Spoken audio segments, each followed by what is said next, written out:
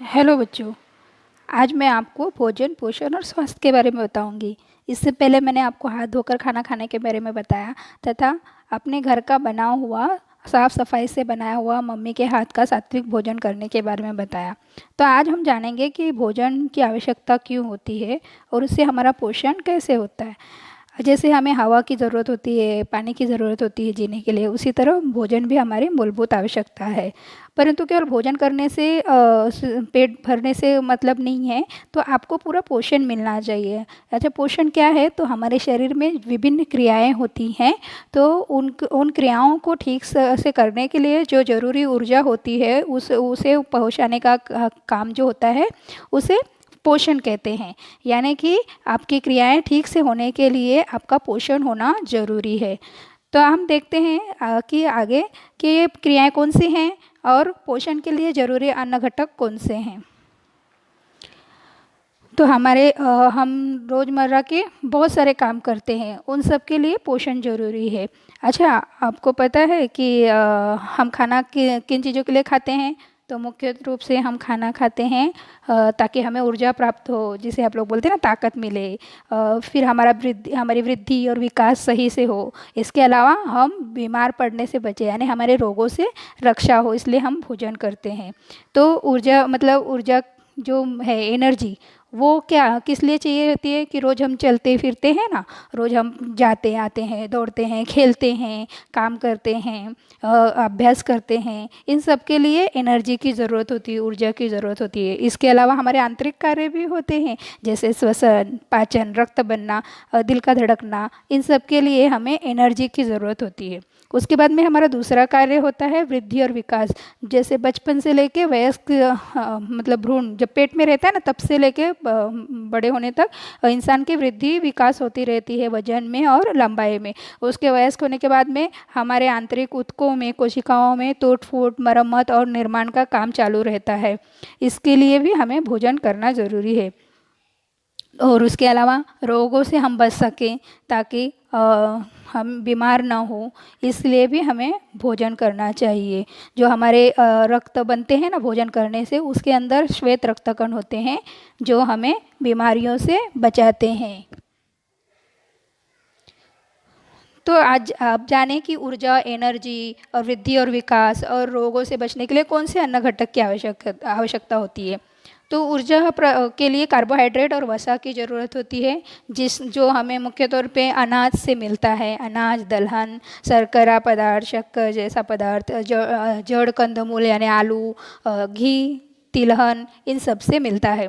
उसके बाद में वृद्धि और विकास के लिए आवश्यक पोषक तत्व हमें दूध से, मांस, मछली, दलहन इत्यादि में मिलते हैं। और रोगों से रक्षा करने के लिए हमें ज़रूरी होता है जीवन सत्व और खनिज, जो हमें दूध और दूध से बने हुए पदार्थ, फल, सब्जियों में मिलता है। यानी कि आपको एनर्जी के लिए, वृद्धि और विकास के लिए, रोगों के लिए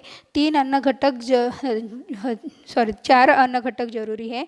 जैसे कार्बोहाइड्रेट और वसा, प्रोटीन और खनिज और जीवन सत्व।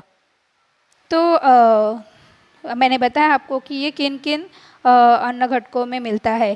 पर जैसे दूध है, दूध में हमें कार्बोहाइड्रेट भी मिलता है, प्रोटीन भी मिलता है। तो ऐसे अन्न पदार्थों में एक से ज़्यादा अन्न घटक मिल सकते हैं।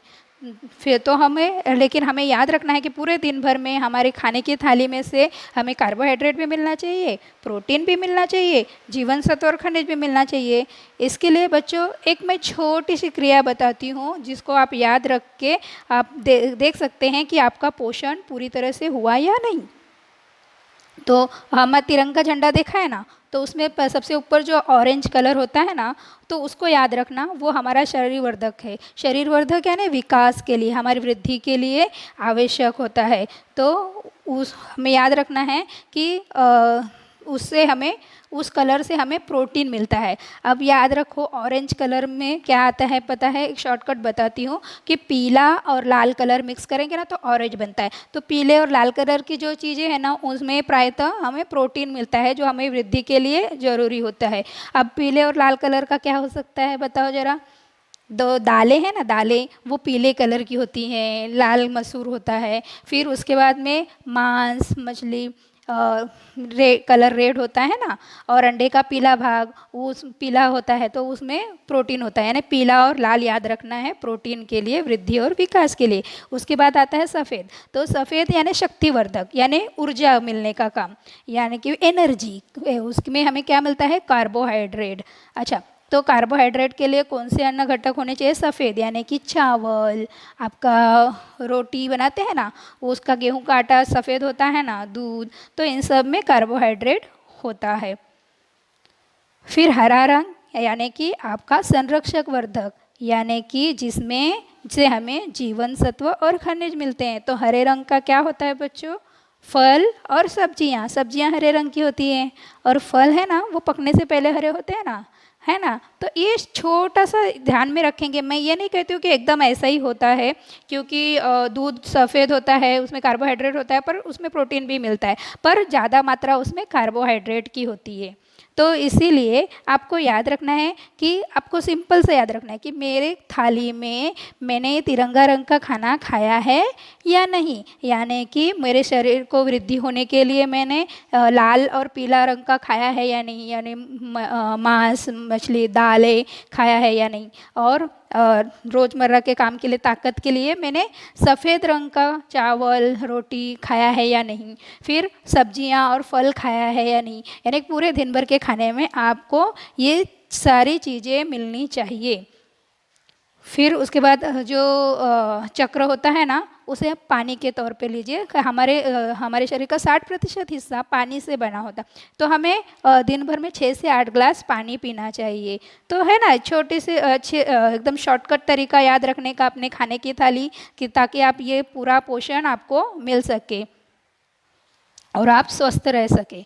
उसके अलावा याद रखिए, इन जो अन्न घटकों के एक अनुपात होता है, एक अनुपात में ज़रूरत होती है, उस हिसाब से इन्हें खाना चाहिए। यानी कि देखिए, कार्बोहाइड्रेट के जो पदार्थ हैं ना, उन्हें सबसे ज़्यादा खाना चाहिए, यानी चावल और मक्का और गेहूँ, इनसे बने हुए चीज़ें, फिर चना है और मूंग है, उन सब में कार्बोहाइड्रेट होता है, तो वो आप ज़्यादा खाइए। उससे थोड़ा कम पर अधिक मात्रा में आपको फल और सब्जियां लेना है। फिर उससे कम मात्रा में आपको मांस, मछली और दूध से बने हुए पदार्थ लेना है, और सबसे कम मात्रा में आपको तले भुने पदार्थ लेना है।